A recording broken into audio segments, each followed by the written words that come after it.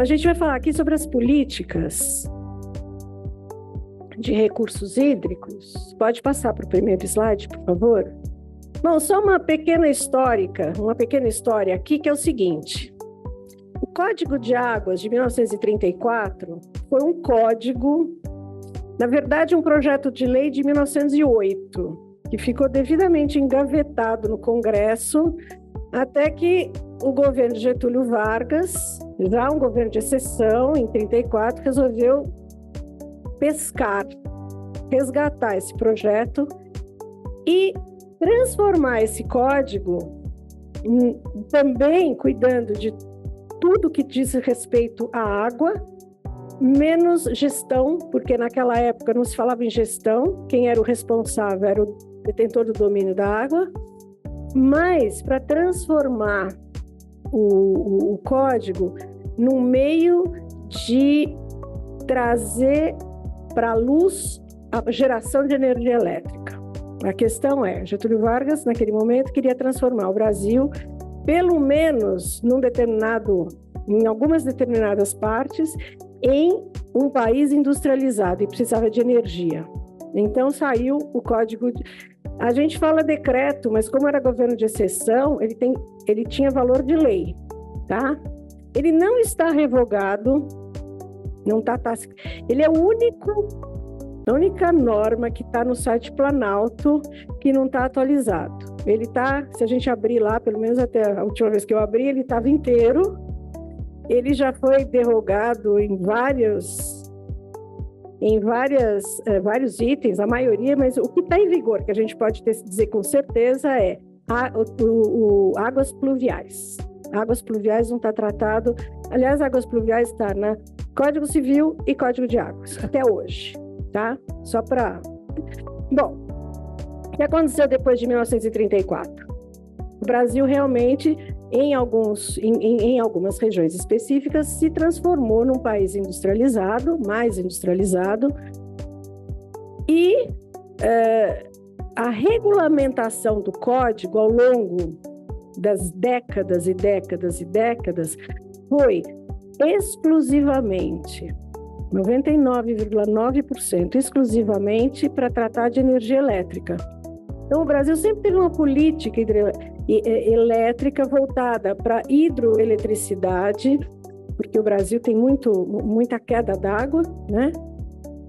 E o Brasil se transformou em alguns lugares realmente em um país industrializado, o que causou em algumas cidades, com o crescimento da indústria, duas coisas: êxodo para cidades e uma poluição hídrica muito importante, tanto industrial, porque naquela época não tinha nenhuma regra de meio ambiente, e de saneamento, porque também não se tratava esgoto. Então, ganhamos a indústria, perdemos na qualidade de água. Na década de 90, melhorou muito a questão da qualidade da água na parte da indústria, porque o licenciamento ambiental criado pela Lei de Meio Ambiente efetivamente foi aplicado na década de 90, mas o saneamento continua ainda com esses problemas todos, tá? Então, isso que eu queria colocar. Então, até a década de 90, de 34 até 90, praticamente nada aconteceu. E o mundo se transformou, o Brasil se transformou brutalmente e o código ficou lá, né? Só existia para tratar de energia elétrica, que era a hidroelétrica. E quem era o órgão fortíssimo era o Departamento de Águas e Energia Elétrica do Ministério de Minas e Energia, que não só era responsável pela gestão das águas da União, que hoje é competência da Agência Nacional de Águas, criada em 2000, então até 2000 foi o DNAE que mandou na gestão, e dava concessão para energia elétrica, que hoje isso é papel da ANEEL, que foi criada em 1996. Então, gente, até meados da década de 90, mesmo na parte técnica de hidrologia, limnologia e outras matérias ligadas à água, claro que tem uma produção bibliográfica imensa. Na parte jurídica, é impressionante. Você tem, depois de 34, você tem alguns grandes tratados de direito de águas das décadas de 30, 40, 42, 46 e depois some. Não se tem mais nada até a década de 90. Aí hoje a gente tem uma produção grande de textos e teses e livros e sobre direito, água no campo do direito, mas durante tantas décadas ficou como se não existisse isso. É impressionante. E só uma coisa, no caso de São Paulo e do Rio de Janeiro, eu não sei se outros estados, mas São Paulo e Rio de Janeiro com certeza, a poluição era tão grave, a poluição atmosférica era tão séria, que os estados começaram a legislar com base no direito à saúde, porque a Constituição de 67, 69 não falava de meio ambiente, começaram a legislar com base na competência de proteção à saúde sobre meio ambiente. A Lei 997 de São Paulo, que é de 76, por exemplo, está em vigor até hoje, ela estabelecia padrões. Ela fazia um papel de resolução CONAMA no estado de São Paulo, estabelecia padrões, normas de licenciamento ambiental, normas de descarte de efluentes, porque todo mundo sabe aqui, eu imagino a história de Cubatão, que é uma cidade na Baixada Santista, que foi considerada a cidade mais poluída do mundo, o Vale da Morte, que era o Vale do Rio Cubatão. Né? Isso aconteceu nos anos 80. E hoje, Cubatão é uma cidade que a gente passa e sabe que está lá. Tá lá. Não está 100% perfeita, mas não é mais o Vale da Morte. Tem filtro nas chaminés, tem controle de poluição das águas, as aves voltaram e tudo. Mas até a década de 90 não havia essa preocupação. Isso também é importante a gente lembrar, quando a gente fala em implementação da lei, nós passamos tantos anos sem olhar água, sem pensar em água, a não ser para energia elétrica, e vejam, na turbina não pode passar madeira, que quebra, mas esgoto pode. Então, como o único uso importante, segurança nacional, era a energia elétrica, então não havia preocupação do setor elétrico em despoluir água, porque até acrescentava mais quantidade para gerar energia. Isso é um pouco a origem dessa questão relacionada com a falta de vontade de efetivar a política de recursos hídricos, porque o histórico é pobre. O histórico é pobre por décadas e décadas e décadas. Agora está na mão de todo mundo aqui reconstruir um pouco essa história e falar, olha, agora a gente está olhando sim a água, né?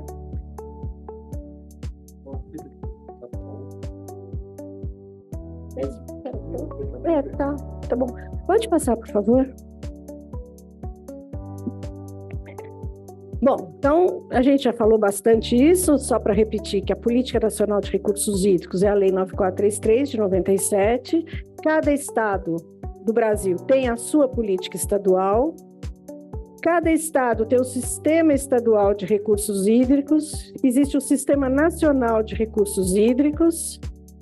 E na Lei 9433, ela foi totalmente nova, no sentido de que ela é uma lei que incorpora princípios de conferências internacionais sobre água, como a gente mencionou ontem, Dublin e Mar del Plata, e fala sobre gestão de recursos hídricos. Agora, não fala sobre proteção da água. Proteção da água é coisa para legislação ambiental. Isso também dá a ideia de que quem faz gestão de recursos hídricos não precisa pensar em meio ambiente, porque quem pensa em meio ambiente é o outro órgão ambiental. As pessoas meio que não se falam, não, isso aqui é deles, isso aqui é nosso. Mas não é assim. Na água é a mesma. É isso que é importante. Esse acho que é o conceito mais importante. A água é a mesma. É da água que sai o saneamento, é a água que tem a gestão, É a água que pode ser melhor ou pior para a saúde, né? E é a água que é um bem ambiental, mas é a mesma água. Pode passar, por favor. Bom, aí a gente tem a lei de saneamento, né? O que eu estou querendo falar aqui sobre saneamento? Eu não vou entrar na lei de saneamento, porque era uma lei complexa. Ela foi alterada bastante em 2020 para dar mais clareza para a concessão dos contratos, com a ideia de que o contrato ele consegue ter mais concretude no atingimento das metas. Tem gente que é a favor, tem gente que é contra. Eu não vou entrar aqui porque não é do nosso objetivo. Mas a lei de saneamento, a lei de águas, a lei de resíduos sólidos, a lei de proteção à biodiversidade, a lei das unidades de conservação, todas essas leis que vieram depois de 1981, depois da Lei 6938, elas vieram como um complemento de um núcleo central, que é a Política Nacional do Meio Ambiente, né? E o saneamento da mesma forma. Então, o que a gente vê... Por que eu estou falando isso? Porque a gente trabalha com saneamento e vê as pessoas olhando a lei de saneamento como se ela fosse uma coisa à parte e que as questões importantes do saneamento são o contrato, a remuneração, o financiamento, e claro que isso é muito importante, mas tem algo além disso, ou algo antes disso. Qual é o papel do saneamento, né? É preservar, é prestar um serviço que garanta saúde, proteção ambiental e qualidade da água. Porque o próprio saneamento precisa da qualidade da água, né? Então, eu coloquei aqui quais são os objetivos, né? Preservação, melhoria e recuperação da qualidade ambiental. Proteção da dignidade humana. Isso é a cara do saneamento. Está na lei de meio ambiente, mas é para isso que o saneamento existe. É preciso tratar esgoto para garantir o cumprimento da lei ambiental e o cumprimento do direito humano à saúde, que está previsto na Constituição. E também assegurar a atual e as futuras gerações a disponibilidade de água nos padrões de qualidade adequados aos respectivos usos. É o objetivo principal da Lei de Águas. Então, e quando se fala em uso racional de recursos naturais, tanto a política de meio ambiente como a política de água também estão falando a mesma coisa. Então, o que eu estou querendo dizer é o seguinte: a política de saneamento, ela é um componente de uma política ambiental. Então, é claro que o concessionário de água, o concessionário de esgoto, não é ele que tem que pensar, ele tem que pensar no contrato e ele vai querer ganhar dinheiro. Isso não tem dúvida, é a empresa. Mas, e mesmo as companhias estatais, porque as companhias estatais, elas são sociedades anônimas de capital aberto com ação em Bolsa de Valores. No estado de São Paulo, a Sabesp tem na Bolsa de Valores de São Paulo e de Nova York.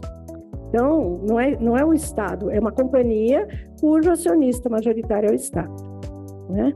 Então, a ideia é que essas são empresas privadas, no fundo. Mas quem tem que pensar o papel do saneamento em relação ao meio ambiente e à água é o poder público, é o titular do saneamento, que é o Estado e os municípios hoje, de acordo com a nova lei. A nova lei, que é a Lei de 2007, 11.445, alterada pela Lei 14.026, de 2020, tá? Então, o que eu coloco aqui a gente não pode esquecer do saneamento e, principalmente, o saneamento não pode esquecer do recurso hídrico. Teve uma alteração que eu queria mencionar, que é as etapas do serviço de abastecimento de água potável, foi incluído na lei reservação de água bruta. Ora, reservação de água bruta só pode ser feito no manancial. E o manancial é um recurso hídrico, regido pela Lei 9433. É claro, isso fica absolutamente claro que esses dois temas são intrinsecamente relacionados, tá? Pode passar, por favor. Pois não. Bien, nuevamente Eduardo Castro, de la Autoridad Nacional del Agua de Perú. Bien, estaba escuchando atentamente la exposición donde hablan que saneamiento es acceso al agua. Entonces, ¿cómo es la situación actual de saneamiento en Brasil y cómo es la incidencia del Comité de Cuenca para implementar proyectos? Puesto que nosotros en Cusco, yo vengo de Cusco, tenemos aprobado un plan de gestión de cuenca en diciembre del año pasado. Entonces, nuestra situación actual de repente va a ser preocupante exponer, ¿no? Porque tenemos una limitada o un limitado acceso al agua. Y decir que el 10.4% de la población tiene acceso al agua. O sea, ¿qué quiere decir? De cada 100, 10, ¿no? Y el 40.2% no cuenta con servicios de saneamiento. Y la incidencia de contaminación es fuerte, puesto que el 97% de ciudades y centros poblados sin plantas de tratamiento.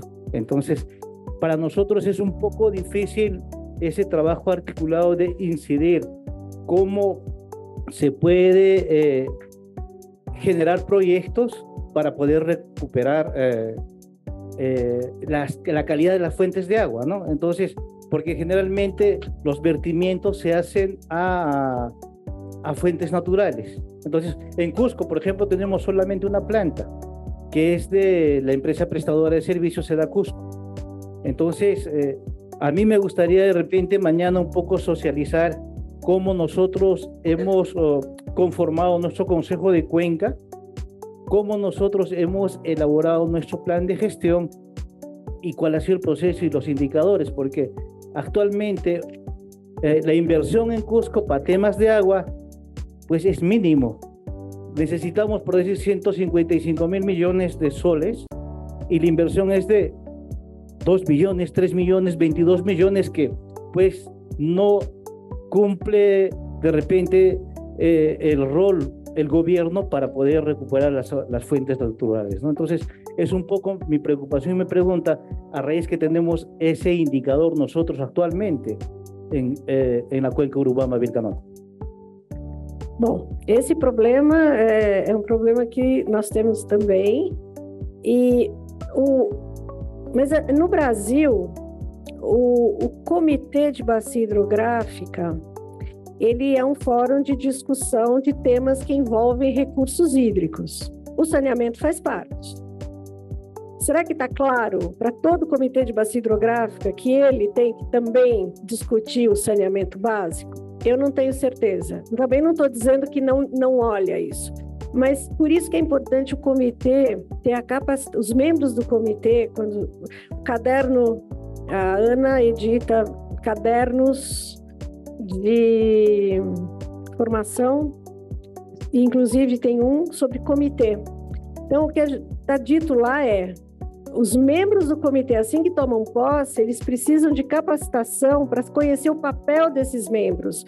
Porque, por exemplo, o comitê tem representantes do governo, imagina, uma secretaria de meio ambiente ou de recursos hídricos, esse já sabe.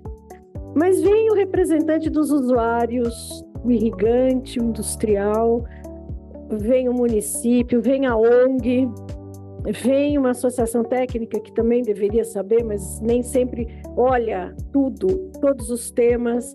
Então, essa capacitação é importante, eu pelo menos entendo assim, que sejam apresentados os temas, não para dar a solução, porque a solução é mais difícil, mas para ter conhecimento de quais são os problemas e qual é o leque de possibilidades de discussão daquele comitê naquele mandato. Porque se as pessoas tiverem escutado isso com clareza, todo mundo junto, é uma forma de jogar a responsabilidade para cada um dos membros e os outros cobrarem isso na hora de discutir. Porque se o comitê for instalado e ninguém falar nada, ninguém contar a historinha do que quais são os temas importantes e relevantes para a bacia hidrográfica, esse comitê pode, não que vai, mas pode correr o risco de deixar de discutir temas importantíssimos porque não foi colocado na mesa, não foi colocada na mesa a lista daquilo que é importante. E quem é o responsável por fazer essa capacitação? Os órgãos gestores. É a ANA, em termos de comitês da União, criados pela União, e os estados, os órgãos gestores estaduais. Oi? Conhecer o plano se já tem plano de bacia, então vamos conhecer, quer dizer, faz uma oficina para explicar o plano de bacia, porque, por exemplo, eu sou usuário, sou representante dos agricultores, mas eu sou a primeira pessoa, a primeira vez que eu participo de um comitê. As pessoas não sabem o que é, e não é defeito de caráter, ela precisa aprender. E vai aprender se tiver um lugar estabelecido junto com as pessoas certas para entender o que está. E entender que membro de comitê, enquanto membro de comitê, é uma função pública também. Não é que vai ganhar aposentadoria porque prestou aquele serviço, mas a função tem natureza pública. É não remunerado, mas tem natureza pública. Tá?